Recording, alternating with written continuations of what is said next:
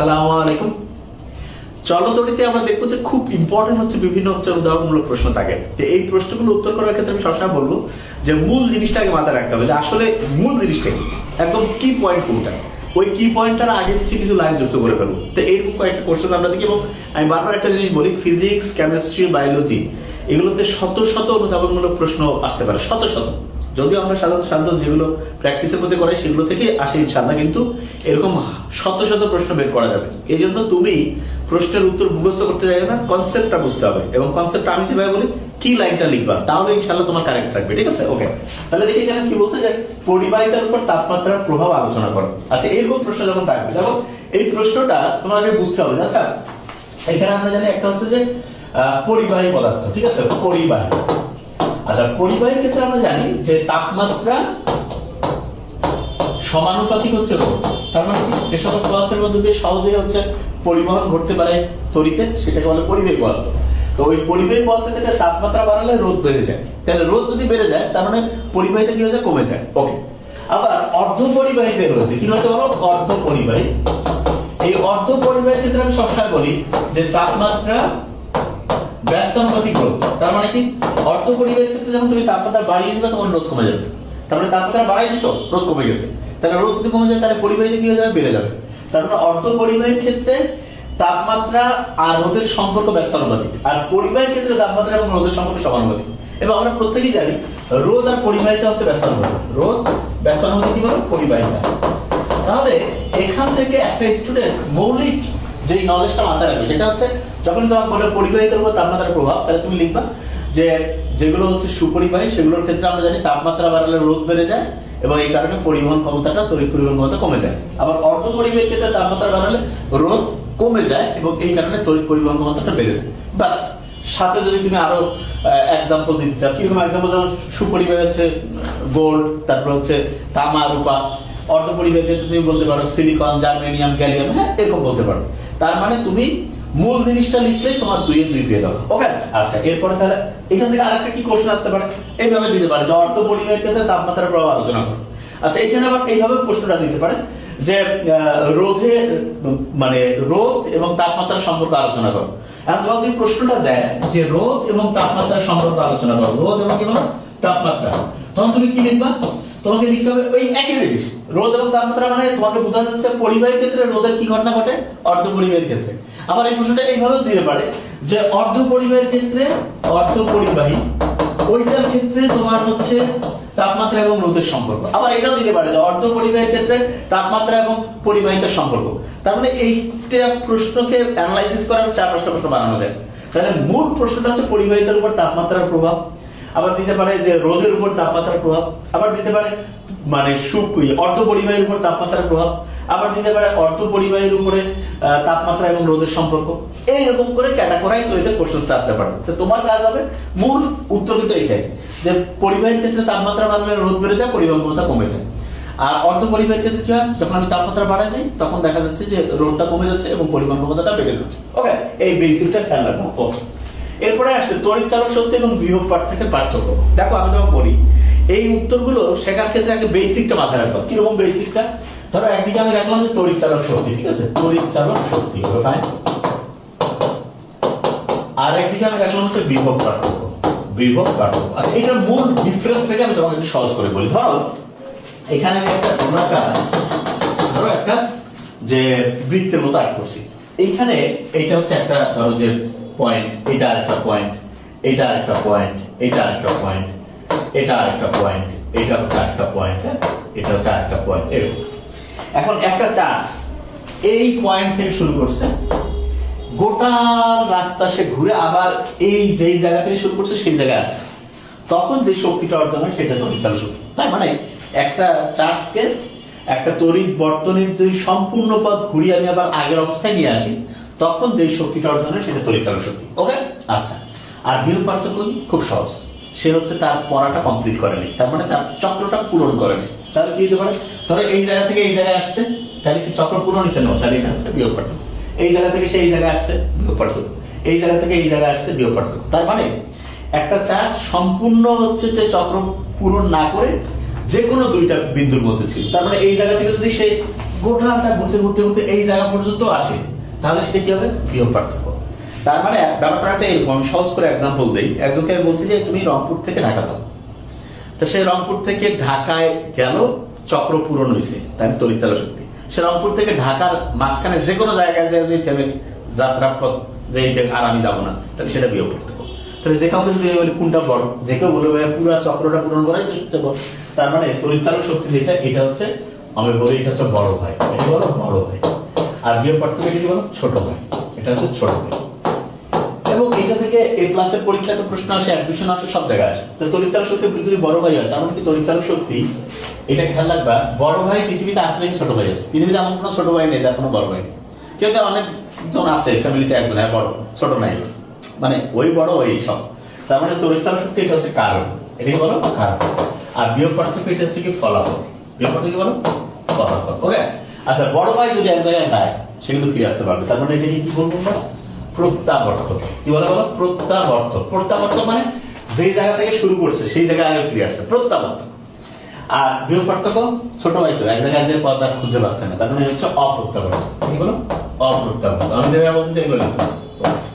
এরপরে তড়িৎ চালক শক্তি যেটা আছে খুব ইন্টারেস্টিং, সেটা হচ্ছে যে খেয়াল রাখবা যে বড় ভাই যে সে কিন্তু নিজের মালিক নিজে। তার মানে তড়িৎ চালক শক্তি রোদের উপর নির্ভরশীল নয়, রোদের উপর নির্ভরশীল নয়, রোদের উপর নির্ভরশীল নয়, নির্ভরশীল নয়।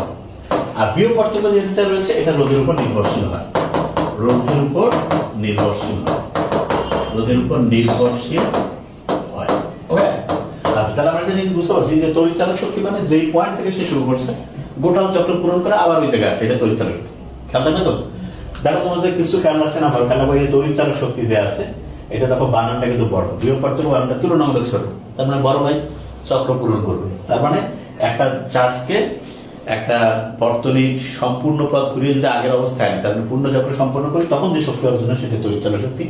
আর একটা বর্তনীর যে কোনো দুইটা বিন্দুর মধ্যে যে পয়েন্ট, সেটা যে হচ্ছে যে চার্জ স্থানান্তরের যে শক্তি হয়, যে ওইটা হচ্ছে বিয়োগ পার্থক্য। ওকে, আচ্ছা, এখন ইন্টারেস্টিং জিনিস কি? এটা হচ্ছে বড় ভাই মানে এটা হচ্ছে কারণ, এটা হচ্ছে ফলাফল, এটা ফিরে আসতে পারে, এটা প্রত্যাবর্তন, এটা অপ্রত্যাবর্তন। প্রত্যাবর্তন মানে যেটা ফিরে আসে, ঠিক আছে? যেমন তুমি নিশ্চয়ই শুনছো যে প্রত্যাগামী প্রক্রিয়া, অপ্রত্যাগামী খেলা আছে, তার গতিবিদ্যা দেখো প্রত্যাবর্তী মানে যেটা ফিরে আসতে পারে, অপ্রত্যাগামী মানে ফিরে আসে। তাহলে এটা প্রত্যাবর্তন, এটা অপ্রত্যাবর্তন। এ হচ্ছে রোদের উপর নির্ভরশীল নয়, এ হচ্ছে রোদের উপর নির্ভরশীল হয়। ছোট বড় আর ছোট মধ্যে বড় একটা সংখ্যা কি হয়? স্থির হয়। তার মানে এটা সাধারণ, আচ্ছা অত দরকার নেই তোমার জন্য, এটুকু যথেষ্ট। তড়িৎ চালক শক্তি বিয়োগ করতে চারটা পার্থক্য বললে মোর দ্যান এনাফ হয়ে যাবে, বাস। তাহলে সংজ্ঞা বললাম, এটা কারণ, এটা ফলাফল, এটা প্রত্যাবর্তন, অপ্রত্যাবর্তন, এটা রোদের উপর নির্ভরশীল নয়, এটা রোদের উপর নির্ভরশীল হয়, বাস, এটুকুই যথেষ্ট। ওকে, আচ্ছা, এরপর আমরা চলে যাই কি বলেছে। কার্শফের কি প্রথম সূত্র চার্জের সংরক্ষণশীল নীতি মেনে চলে। আচ্ছা, কার্শফের যে সূত্র দুইটা রয়েছে, মূল কথাটা বলি। এটা দিয়ে অবশ্যই সিকে আপলোড করে দেওয়ার কথা, তারপর একটু মূল জিনিসটা বুঝে যাও। প্রথম সূত্রের মূল কথাটা যে কোন সংযোগ বিন্দুতে, কি বলে? সংযোগ বিন্দুতে, সংযোগ বিন্দুতে মিলিত প্রবাহ মাত্রার, মিলিত প্রবাহ মাত্রার বীজগাণিতিক গুণফল, সরি বীজগাণিতিক যোগফল শূন্য। তার মানে জটিল বর্তনী কোন সংযোগ বিন্দুতে মিলিত প্রবাহ মাত্রার বীজগাণিতিক যোগফল শূন্য। মানেটা কি? ধরো এটা একটা পয়েন্ট, প্রথম সূত্র কিন্তু হচ্ছে জাংশন তত্ত্ব বলে, জানো কিনা তোমরা? সরি, সংযোগ তত্ত্ব বলে। এটা মানেটা কেন তা বলি, সংযোগ জাংশন একই জিনিস। ধরো যে তোমার ওই যে রেলওয়ে জাংশন আছে না, কি নাম? পার্বতীপুর। সেখানে ধরো একটা ট্রেন এইখানে আসতেছে, আবার একটা ট্রেন এখান থেকে মনে করো আবার বের হয়ে যাচ্ছে, আবার আসতেছে, আবার বের হয়ে যাচ্ছে, আবার আসতেছে, আবার বের হয়ে যাচ্ছে। এখন এই যে কিছু ট্রেন আসছে ভিতরে আসতেছে, আর কিছু আসছে কি বলতো বাইরে হয়ে যাচ্ছে, কিছু ভিতরে আসতেছে, কিছু বাইরে হয়ে যাচ্ছে। এর বুঝতেছ আমার কথা?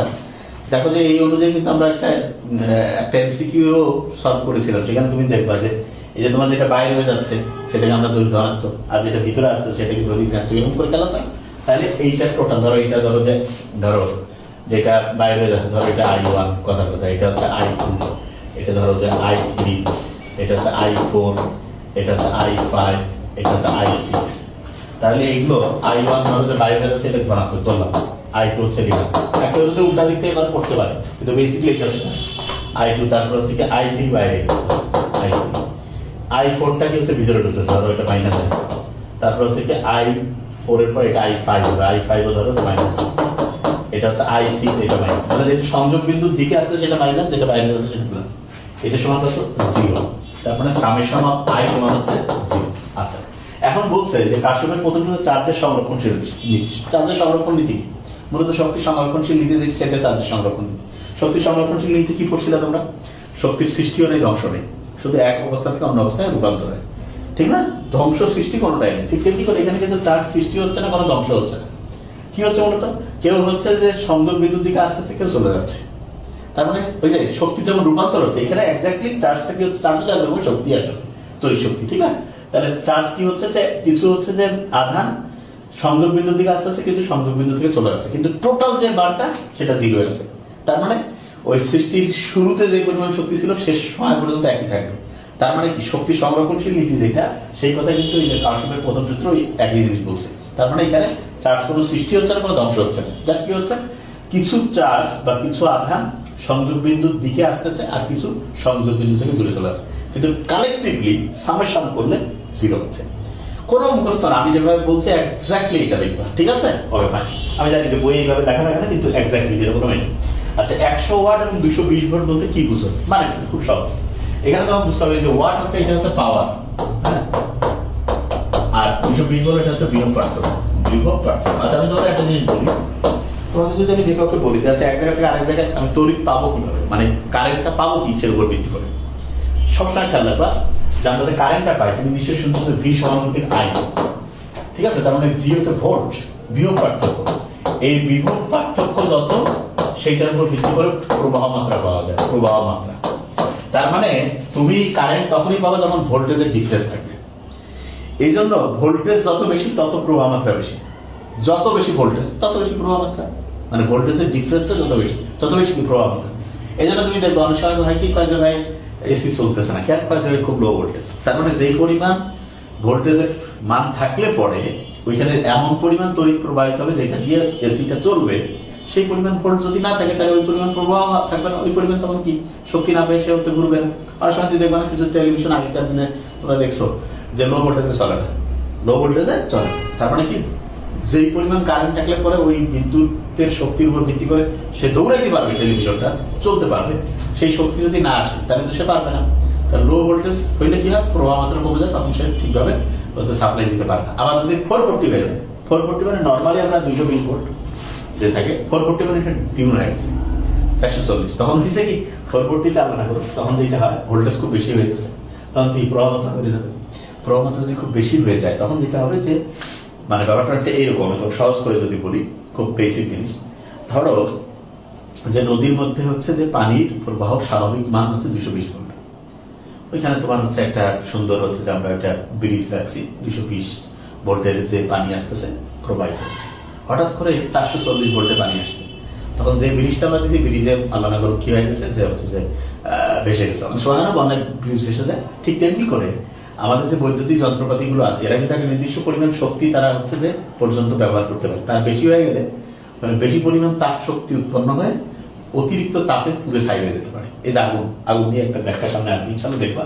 তো এখানে আমি জাস্ট করে মূল জিনিসটা যেটা বোঝাতে যাচ্ছি সেটা হচ্ছে যে এখানে মূলত বলতে 220 ভোল্টেজ বিয়োগ পার্থক্যে যখন আমি একটা ধরো যে হচ্ছে যে কোনো ধরো যে লাইট যদি জ্বালাই, তাহলে 100 ওয়াট মানে কি 100 জুল প্রতি, 100 ওয়াট মানে হচ্ছে 100 জুল প্রতি সেকেন্ডে বিদ্যুৎ শক্তি থেকে কয়েকটা শক্তি পাবা, একটা পাবা তাপ শক্তি, একটা কি পাবা আলোক শক্তি পাবা, তাপ এবং আলো। বুঝতেছো আমার কথা? এই বেসিকটা ভালো করে থাকবে। তাহলে 100 ওয়াট এবং 220 ভোল্ট মানে কি 220 ভোল্টে যদি আমি একটা এখানে বলে দিবে যে 100 ওয়াট 220 ভোল্ট একটা বৈদ্যুতিক বাল্বের গায়ে আছে, কি বুঝায়? তাহলে বুঝবা যে ওই বৈদ্যুতিক বাল্বটা 220 ভোল্টে যদি যুক্ত হয় তখন 100 ওয়াট মানে কি প্রতি সেকেন্ডে 100 জুল করে তাপ শক্তি এবং আলোক শক্তি কোন শক্তি থেকে আসবে? বিদ্যুৎ শক্তি থেকে রূপান্তর। বাস লিখে মুখস্থ করতে বেসিক কথা। ওকে, তাহলে এই জিনিসটা ভালো করে জানো। আচ্ছা, এরপরে হচ্ছে নিরাপত্তা ফিউজ। এখানে বিশুদ্ধ ধাতু ব্যবহার হয় না। আচ্ছা, নিরাপত্তা ফিউজ মানে কি সেটা আমি বলি, খুব বেসিক। যেমন তুমি বাসায় বাড়িতে অনেক সময় তুমি শুনবা বলে কি যে ওইটা অনেক সময় ব্যাপারটা এরকম বলে না যে নিরাপত্তা ফিউজ মানে হচ্ছে, আমি তোমাকে বলি আল্লাহ রহমতে মনে করে এই বোর্ডটা খুব দামি, এটা অবশ্যই একটা নিরাপত্তা ফিউজ লাগানো উচিত, আমি জানি না যে এখানে আলাদা করে আছে, ধরো এইখানে আমি আরেকটা যে নিরাপত্তা ফিউজ লাগানো উচিত আছে কিনা আমি জানি না, এখানে থাকা উচিত। ধরো যে এটার আরেকটা নিরাপত্তা ফিউজ আছে, ফিউজটা কিরকম সেটা হচ্ছে যে সংকর ধাতু দিয়ে তৈরি। কি ধরে হলো সংকর ধাতু, এবং ওই ধাতুটা হচ্ছে নিম্ন গলনাঙ্ক বিশিষ্ট। নিম্ন গলনাঙ্ক বিশিষ্ট মানে কি বুঝাই দিচ্ছি। নিরাপত্তা ফিউজের যে ধরো আমি তোমাকে আরো এক্সাম্পলটা দিই। ধরো এই কলমটা এইটা যদি সংকর ধাতু দিয়ে তৈরি হয় তখন দেখা যাবে এটা কিন্তু অল্প তাপমাত্রাতে গলে যাবে।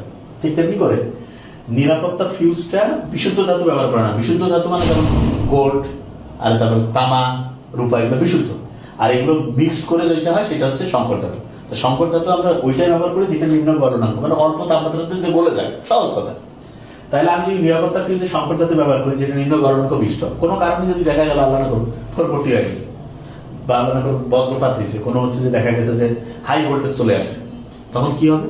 তখন বেশি তাপমাত্রায় বেশি পরিমাণ কারেন্ট চলে আসবে না, তখন বেশি তাপ উৎপন্ন হবে না। তা আমি যে নিরাপত্তা ফিউজটা এমন ভাবে সেট করছি যে ওইটা কম তাপমাত্রাতেই হচ্ছে যে গলে যাবে। যদি গলে যায় তাহলে গলে গেলে তখন এই যে বোর্ডটা চলছে, এটা যে মেইন কানেকশনটা, মানে ওইটা আগে কি হয়ে গেল, ডিসকানেক্ট হয়ে গেল। কারণ ওই নিরাপত্তা ফিউজটা যখন ডিসকানেক্ট হয়ে যাবে তখন এই আর কোনো কারেন্ট পাবে না। তাহলে কি হয়ে গেল, এইটা আল্লাহর মধ্যে বড় জিনিসটা চালু রাখা হবে। জিনিসটা কি বুঝাইতে পারছি আমি? তার মানে ব্যাপারটা এরকম। আমি তোমাকে আরেকটা এক্সাম্পল দিই, তাহলে তোমরা বুঝতে পারবো। ধরো আমি একটা ছোট্ট বাচ্চাকে তোমাকে এক্সাম্পল দিয়ে বুঝে, ধরো এইটা হচ্ছে একটা ব্রিজ। এই জায়গাতে হচ্ছে একটা ছোট্ট বাচ্চা রয়েছে, আর এই জায়গা থেকে এদিক থেকে বন জঙ্গল থেকে ধরো যে হাতি বাঘ আসতে পারে। তা এই যে ব্রিজটা আছে, এই ব্রিজটা যদি আমি এমন ভাবে একটা ওজনদার ব্রিজ বানাই যে এই ব্রিজটা ধরো যে 10 কেজি ওজনের বেশি কেউ যদি আসে তাহলে এই ব্রিজটা ভেঙে যাবে। তাহলে কি হবে?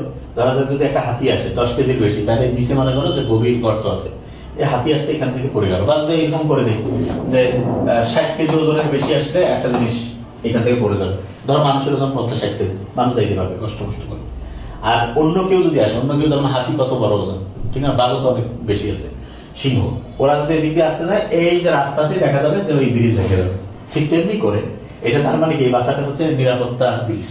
ঠিক তেমনি করে বড় ইলেকট্রনিক্স এর জিনিসপত্রকে রক্ষার জন্য আমরা এরকম মানে হচ্ছে যে মেইন যে কানেকশনটা থাকে তার আগে একটা নিরাপত্তা ফিউজ ব্যবহার করি। সেটা কি করে আমরা সংকর ধাতু দিয়ে তৈরি করি। বৈশিষ্ট্যটা কি, নিম্ন গলনাঙ্ক বিশিষ্ট, এবং তার মানে অল্প তাপমাত্রায় সেটা গলে যাবে। তখন মেইন যে আমার যে দামি বৈদ্যুতিক যে হচ্ছে অ্যাপ্লায়েন্সটা, যে ইলেকট্রনিক সামগ্রীটা আছে সেটা রক্ষা পাবে। ক্লিয়ার? তাহলে এইখান থেকে কিন্তু কয়েকটা প্রশ্ন করা যায়, এটা বলে রাখি। এই প্রশ্নটা ঘুরে দেওয়া যায়, নিরাপত্তা ফিউজে কেন সংকর ধাতু ব্যবহার করে, একই প্রশ্ন। বুঝাইতে পারছি? তারপরে এই প্রশ্ন এখান থেকে আরেকটা প্রশ্ন, যে নিরাপত্তা ফিউজে যে উপাদান ব্যবহার করা হয় সেটা কি নিম্ন গলনাঙ্ক বিশিষ্ট না উচ্চ নিম্ন গলনাঙ্ক বিশিষ্ট? কেন? কারণ হচ্ছে অল্প তাপমাত্রাতেই হচ্ছে যাতে সেটা গলে যায়। গলে গেলে হচ্ছে আমার যে মেইন যে হচ্ছে যে মানে হচ্ছে যে দামি যে হচ্ছে বৈদ্যুতিক যন্ত্রপাতিটা সেটা যাতে রক্ষা পায়। তার মানে প্রশ্নের উত্তরগুলো এইভাবে আমরা লিখবো। ওকে, তাহলে আমি আরেকবার একটু ব্যাখ্যা করে দিই ইনশাআল্লাহ। প্রত্যেকটা প্রশ্ন কি পয়েন্টটা বলে দিই, কিভাবে বলছি। পরিবাহিতার উপর তাপমাত্রার প্রভাব, তার মানে কি তাপমাত্রার সাথে পরিবাহিতার তাপমাত্রার সমানুপাতিক রোধ, আর অর্ধপরিবাহিতার তাপমাত্রার ব্যস্তানুপাতিক রোধ। মূল কথা লেখা শেষ। এরপরে হচ্ছে যে তড়িৎ চালক শক্তি, মানে একটা চার্জ টোটাল বর্তন মানে রাস্তা ঘুরে যদি আবার আগের অবস্থায় আসে তাহলে তড়িৎ চালক শক্তি। আর বিয়োগ পার্থক্য যে কোনো দুইটা পয়েন্টের মধ্যে। তড়িৎ চালক শক্তি হচ্ছে বড় ভাই, এটা কারণ, এটা ফলাফল। বড় ভাই ফিরে আসতে পারে প্রত্যাবর্ত, এটা অপ্রত্যাবর্ত। এটি বড় ভাই কার উপর নির্ভরশীল না, এটা রোদের উপর নির্ভরশীল, এটা রোদের উপর নির্ভরশীল। শেষ। আচ্ছা, এরপরে কি রয়েছে?